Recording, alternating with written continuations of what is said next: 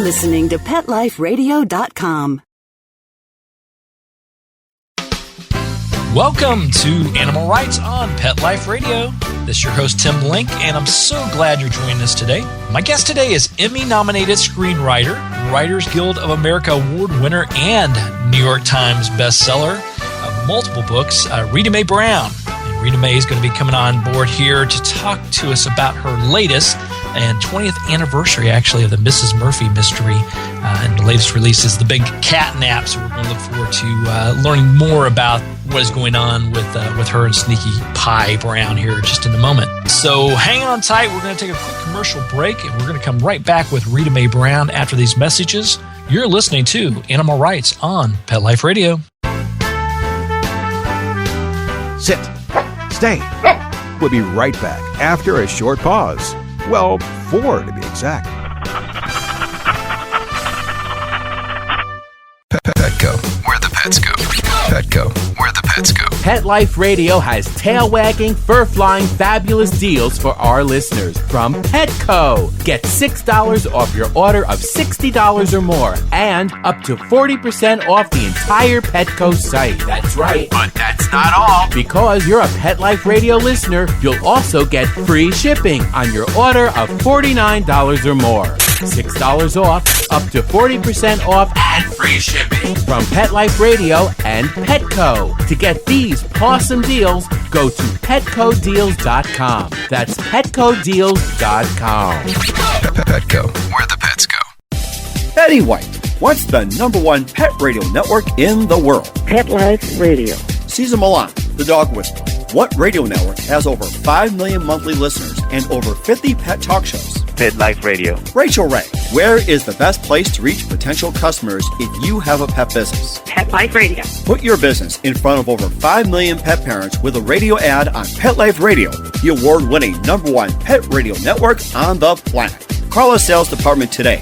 Toll free at 877-385-8882. That's 877-385-8882. Or email us at sales@PetLifeRadio.com. Steve Wozniak, if Apple was a pet business, where would you advertise your iLeash? On Pet Life Radio. Want to know what cats like to eat for breakfast? Mice Krispies, of course. Learn everything there is to know about cats on Catitude with your host, Tom Dock. Each week, we'll spotlight a cool cat breed, give up-to-date advice on cat health, and check out spiffy new cat products. So curl up on the couch every week for a perfectly enjoyable time on Catitude. Every week on demand, only on PetLifeRadio.com.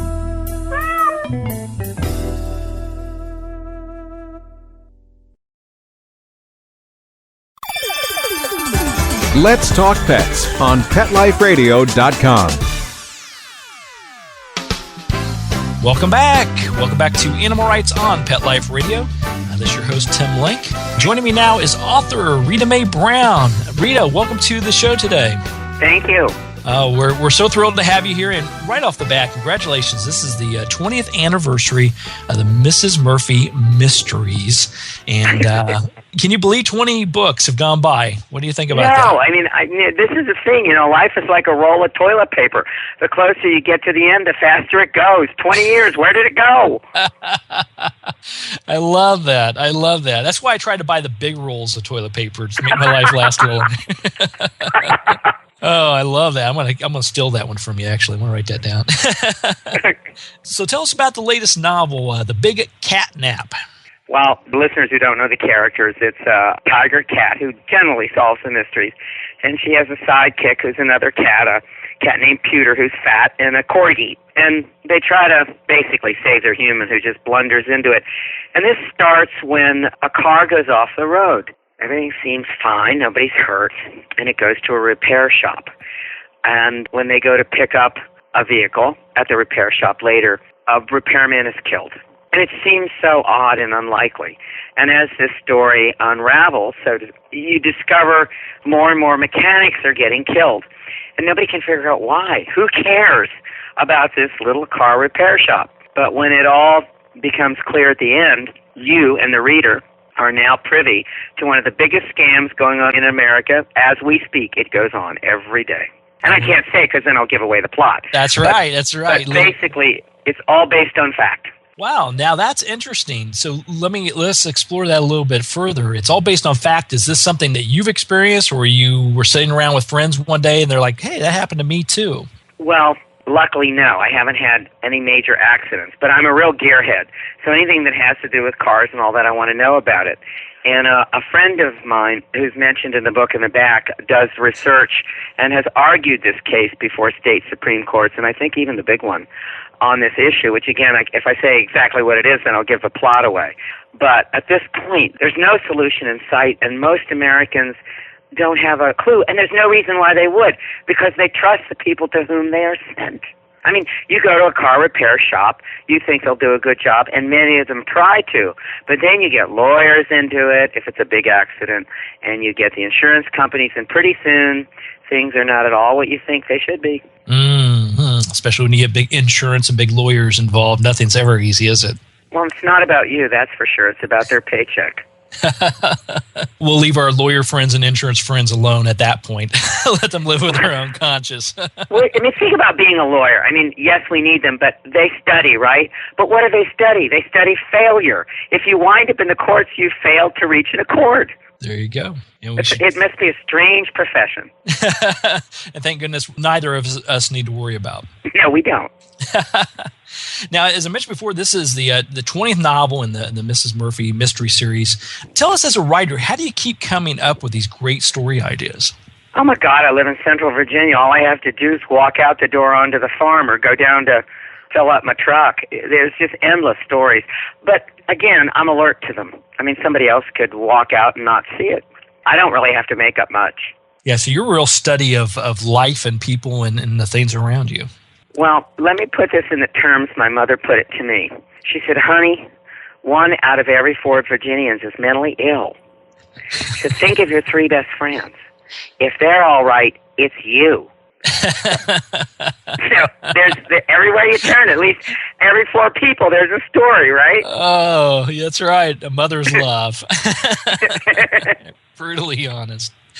Oh, my goodness. That's great. Yeah, and I think that's a key thing. You know, as a writer, obviously, you've been very successful. What you do in the series is just fantastic. But you really do have to draw from life and, stop and smell the roses, as they say every once in a while. You know what's so fascinating to me is if there does seem to be some steady things in human character throughout the centuries, people don't like change. Mm-hmm. And they generally deny it, try to sidestep it, or in some cases block it, which is naturally, I mean, I think you're in Atlanta, at least the phone number's in Atlanta. Right. And the dragging our feet over racial parity. Yes, it is about racism, or was, but it's still about the fact that people just don't like change. Yeah, I tell people that, I have conversations with people all the time about that, about change and routines. We always say we don't like routines, we don't like changes, we like to be spontaneous, but yet we all have to have our cup of coffee in the morning or whatever other vice or schedule that we put into place. So every work of fiction has to start with a change, intended or unintended, and the characters have to respond to it. And that's what makes the story so great, because they're all unique, though the characters pretty much stayed the same. The main character, Sneaky Pie, which we're going to talk a little bit more about Sneaky Pie here in a minute. But though those stay the same, it's really the things that go on around them and the things that involve them. It is. And, I mean, there's all kinds of characters in this book that maybe haven't appeared in other novels, but there's a black snake, there's an owl, and they're all sentient creatures, so they're perfectly capable of coming to conclusions about their environment and about you. And probably much better and accurate conclusions than us humans can come up with. They're not deluded by ideology. That's right. They don't have to worry about what kind of cars they drive or what homes they live in. As long as they've got a home, they're happy. Yeah, they are. And that is one of the real problems with our species. We seem to thrive on discontent. Yeah, and it seems to be getting more and more that way nowadays. I like to look at the positive and think we're turning the corner, but the more I look out there, it seems like the more we like a good train wreck. You know what? I often think about this, too. The problems facing our nation are really the problems of plenty. if people had to sacrifice or went through tremendously hard times, even like in World War II when there was rationing, I think we'd all be a heck of a lot more appreciative of what we do have. Yeah, would you agree? It's that old theory of it's easier to come from nothing and have something than to have everything and then have to lose it. Well, sir, I'm proof positive of that. I got you. I think we have a lot in common, Rita Mae. Well, tell us a little bit about Sneaky Pie. Now, Sneaky Pie, we know, is a real live breathing tiger cat. And she is. She's obviously the star of the books as well. Tell us a little bit about Sneaky Pie, the real character in your life. She came from the animal shelter. I'd gone for St. Francis's Day for the blessing of all the animals, and there she was, and of course that was it. And she's just, an alley cat, what we call an alley cat, and I think people who try to make it look better call it a domestic short hair. Anyway, there she is, and over time I began to understand she was a lot smarter than I was, because I have never gotten anyone to feed me on time, give me the best chair in the house, and tell me how beautiful and wonderful I was. And Sneaky just gets this all the time, so I thought maybe I'd better learn from this cat. And so our relationship has developed, and I was in Hollywood writing, actually having a lot of fun writing for good shows, and the Writers Guild strike of '88 hit, and I was out of work for 9 months, as was everybody else. And, the bills come in, even though the checks aren't. And the cat said, why don't you write genre fiction? Well, I was a classics major, Latin and Greek. I would never write genre fiction. You know what? I finally wrote it. Thank God I did. It has taught me so much. And working with an animal and trying to see the world through her eyes and the eyes of the other characters, it's given me a lot of respect and a lot of humility. And I love how you put that. Now, she told you to write this. Oh, God, I would have never done it. I was a total literary snob, And but what I have learned is genre fiction, mysteries, thrillers, science fiction, romance novels, etc. They're like a sonnet. There is a format. But if you stay in that format, you can say anything in the world. And I didn't know that until I started doing this with her.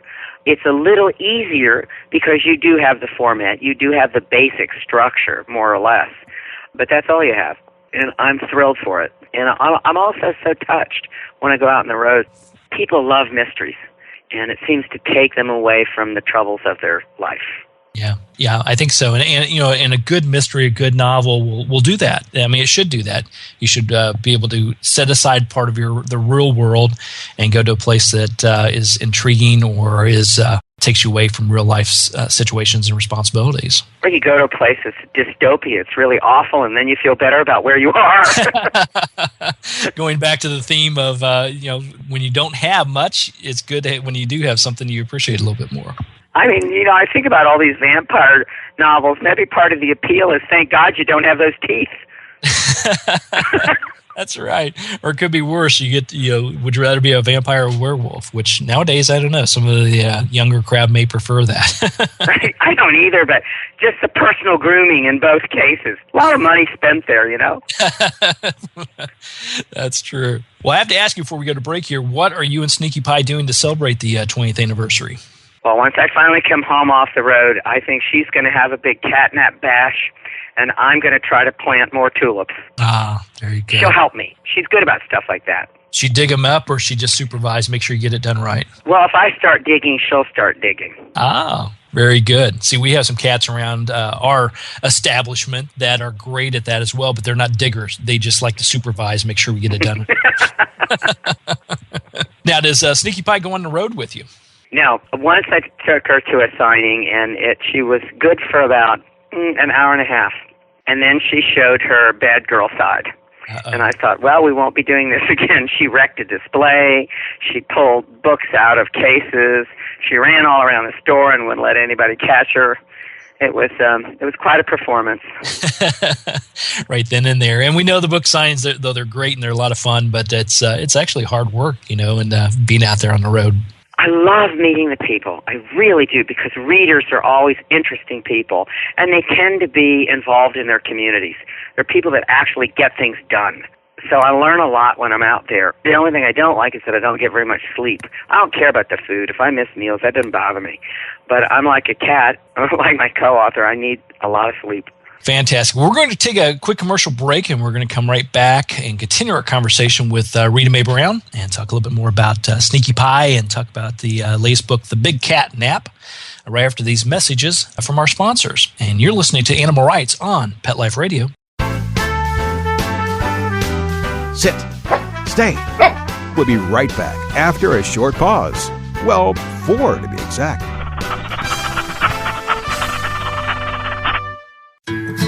Every pet is unique. Maybe they're gray in the muzzle, yet young at heart. Maybe they're growing out of the puppy stage and into their paws and ears. Or maybe they're just trying to maintain a more girlish figure. At PetSmart, we have the right food for your pet at a great value for you. PetSmart. Be better together.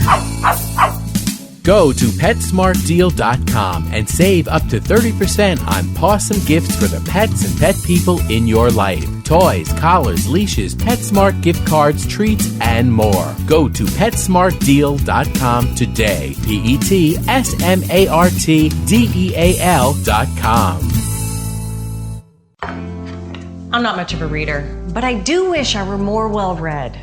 There are so many great books coming out. I wish I could find a way to keep up. Audible.com makes it easy to stay well informed and catch up on your reading simply by listening. Audiobooks from Audible turn downtime into uptime. You'll be more productive and become well read. Now I'm able to catch up on all the great books I've been wanting to read. With Audible, I feel smarter. Pet Life Radio listeners, try Audible.com now and get your first 30 days of Audible Listener Gold membership plan free. And get a free audiobook. Choose from over 100,000 titles. To get this great deal, go to audibledeals.com. That's audibledeals.com. I don't make any decisions about who to hire without going to Angie's List first. You'll find reviews on home repair to healthcare, written by people just like you. With Angie's List, I know who to call, and I know the results will be fantastic. Angie's List, who you can trust. Go to angieslist.com/rights and get 25% off any subscription. That's angieslist.com/rights, WRITES.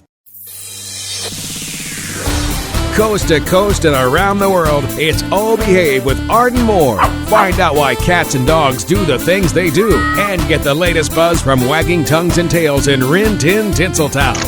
From famous pet experts and best-selling authors to television and movie stars, you'll get great tail-wagging pet tips and have a fur-flying fun time. Oh Behave with America's pet edutainer, Arden Moore.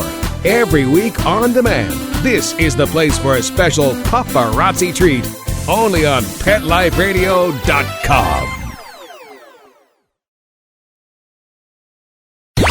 Let's talk pets. Let's talk pets On Pet Life Radio. Pet Life Radio. PetLifeRadio.com.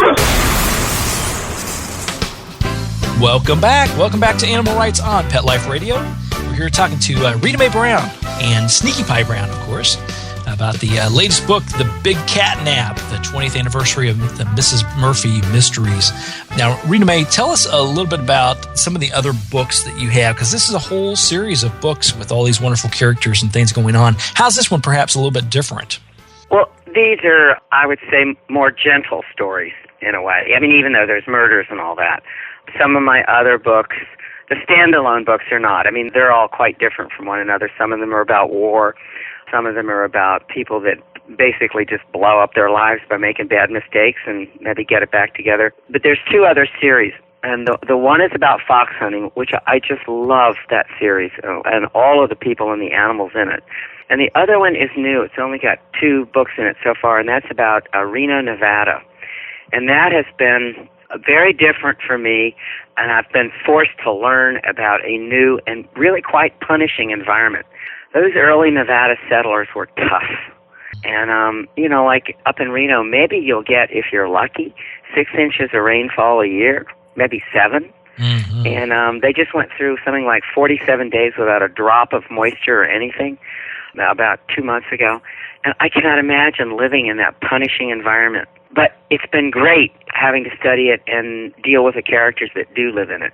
Most people, when they think of Nevada, they think of Las Vegas, but that's not really Nevada. No, that's a whole different entity in its own.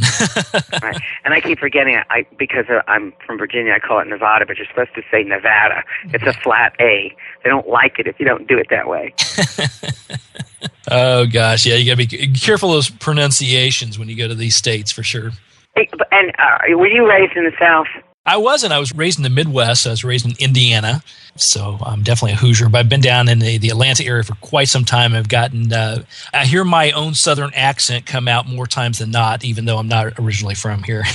Doesn't it always amaze you that whenever you leave the South, people in other parts of the country feel perfectly justified in mocking your accent, and they never get it right? Yeah, they do. It reminds me, I used to, before I started writing and doing work with animals and doing radio shows, worked for a company out of England. And it always cracked me up because when the folks from the UK came over to the States, everybody loved their accent. But yet when I came over to the UK, they loved my accent.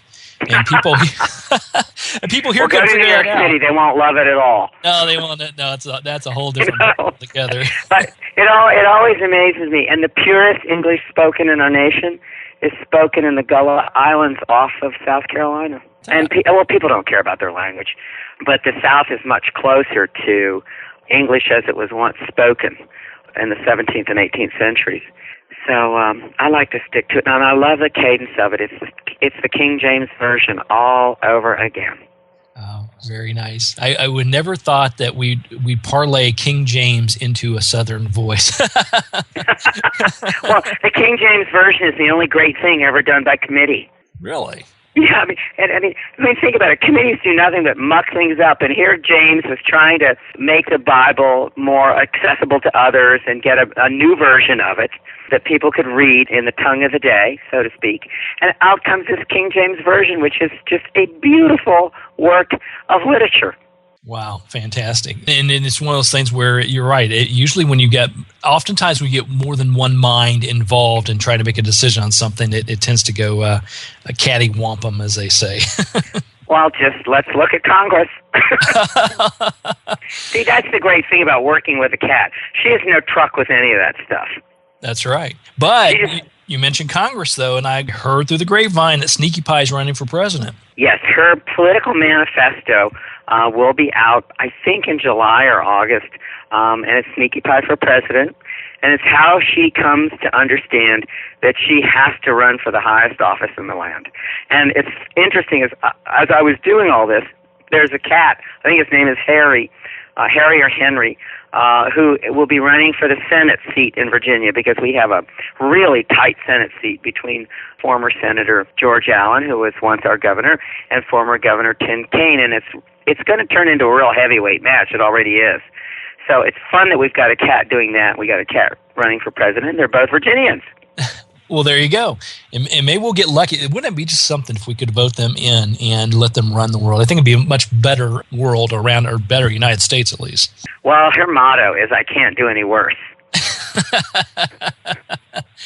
I think I've used that one a few times myself. Look around. But the bad thing is that if I'm saying that, somebody's probably saying that about me. So I don't know. Well, you wouldn't keep your job if it were true. That's true. This is the other thing. Once these guys get elected, it's the devil to get them out. I mean, until the next election cycle comes. So you can elect somebody and they can turn out to be a crook, a dud, or whatever. And chances are they're going to sit there for a while. You're stuck with them. Or you could get this situation where the next options the next time around isn't much better. And so I think that goes back to what Sneaky Pie is trying to say. You got that right. And you know what? She has to catch mice. That's the other thing I love about working with her. She lives in nature. She lives in real time. She has to produce in order to live. We've gotten away from it. I mean, we live in fantasy worlds. Yeah, I call it the land of the 10-minute oil change. Well, and since this book is actually about cars, I think I'm going to have to bum that from you. Oh, there you go. You can put that on the next release. It's still that one for me. Put that on the back. That's great. Well, Rita Mae, it's been great to talk to you about the book and talk to you about everything in the world. Tell everybody where they can find out more about the big cat nap and every other thing that you're up to. Well, I'm sure that Random House and Bantam all have their websites, and you can find out about that. But if you just go down to your local bookstore, hopefully it'll be there. And if you want to know about Sneaky Pie for President, she's just getting her website up and running. I mean, it's up and running, but we've got a lot of work to do. But it's catprez, PREZ.com. And hopefully over time it will be expanded and have more graphics and stuff like that. But she's serious about all this. That's right. We need a serious person in office, don't we? Well, we do, but we also need somebody with a great sense of humor. There you go. And Rita Baker. I mean, we've had presidents that were quick off the mark and really were just wonderful to listen to. And we haven't had that in a long time. Well, I think maybe you guys make a good tandem. And obviously, through the series of the books and all your adventures, you guys do a fantastic job with that. Well, if you have anybody out there listening, I and my co-author have a request, which is, would you please go down to your local animal shelter and take somebody home? And if you can take somebody home, give them $10. Yeah, absolutely, and spend some time. You know, big advocates of that, so thanks for putting that in there. Obviously, I've been involved in rescue for numerous years and support that wholeheartedly. So, yeah, go down there and let the right and perfect animal find you, as they always do. And at the very least, donate your time and your treasures to the local rescues and animal shelters. Hey, you might find up with a Sneaky Pie. You'll have a business partner. Hey, there you go. Someone would actually tell you how to write some good books and make a good living off of it. Who knows? So everybody check that out. Go to your local bookstores, go online, and pick up a copy of The Big Cat Nap, Rita Mae Brown and Sneaky Pie Brown, the 20th anniversary of the Mrs. Murphy Mysteries. And, of course, you can find out more about Rita Mae Brown by going to her website, RITAMAEBROWN, Rita Mae Brown, and find out more about this series and all the other wonderful things to do. It's our pleasure having you on board here. We know you have a busy life, but we are glad you joined us before you headed back to Virginia to plant all those tulips and other wonderful flowers there. Well, it's our pleasure. Well, we've been talking to Rita Mae Brown. Everybody pick up a copy of The Big Cat Nap. You'll thoroughly enjoy it. So we're coming to the end of our show today. Everybody, appreciate you coming on board and listening to the show. I'd like to thank everyone for coming to listen to Animal Rights on Pet Life Radio. Also like to thank our sponsors and producers for making this show possible. To find out more about me, Tim Link, and other guests that I've interviewed on the Animal Rights Show and the stories in my blog, you can go to PetLifeRadio.com. It's PetLifeRadio.com. Click on the Animal Rights icon and download those shows and download those blogs as well. And while you're at it, make sure to check out all the other wonderful hosts and shows on Pet Life Radio. It's PetLifeRadio.com. If you have any questions, comments, or ideas for the show, please email me. You can email me at tim@PetLifeRadio.com. It's tim@PetLifeRadio.com, and I will do my best to answer your questions, entertain your comments, and bring on the authors, writers, and bloggers that you want to hear most on the show. So until next time, write a great story about the animals in your life, share it in a blog, article, or in a book, and who knows, you may be the next guest on Animal Rights on Pet Life Radio. Have a great day. Let's Talk Pets, every week on demand, only on PetLifeRadio.com.